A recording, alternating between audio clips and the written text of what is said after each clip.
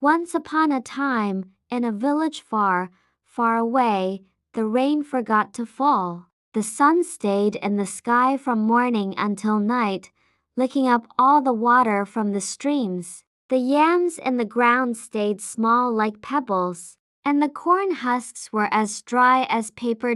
In this village lived a woman named Mama Gozi and her little son, Chidi.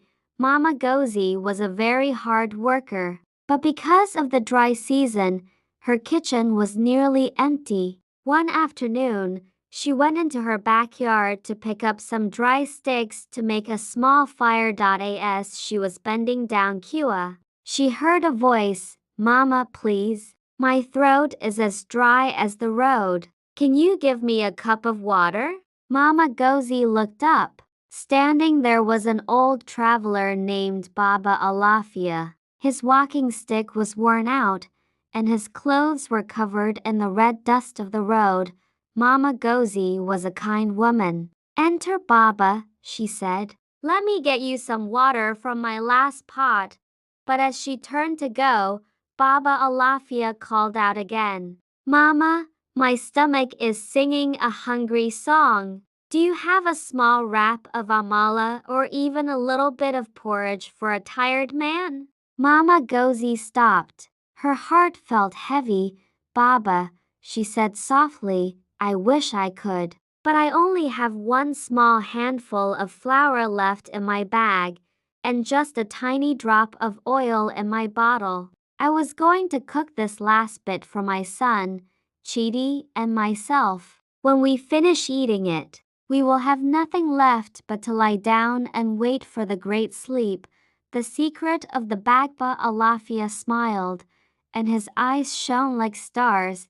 "Do not be afraid, Mama Gozi," he said. "Go into your kitchen, cook that last meal. But listen, make a small bowl for me first. Bring it to me, then go back and make some for you and Chidi. For the great spirit of the land says, your bag of flour will never finish, and your bottle of oil will never run dry until the day the clouds cry and the rain falls again." Mama Gozi looked at the old man. She looked at little Chidi. She took a deep breath and said, "Okay, Baba." She went into her kitchen. She took the last dust of flour. She scraped the last drop of oil. She cooked a small, warm meal and gave it to Baba Alafia.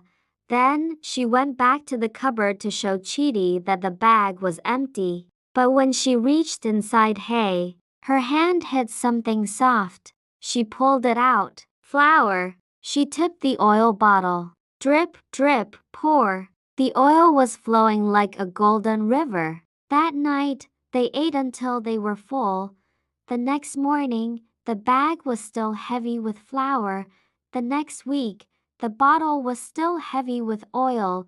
Every time Mama Gozi took some out, more appeared inside. Baba Alafia stayed with them, and while the rest of the village was hungry, Mama Gozi's kitchen always smelled of good food because she was kind to a stranger. The never-ending pot kept her and her son safe until the big rains finally returned to wash the red dust away.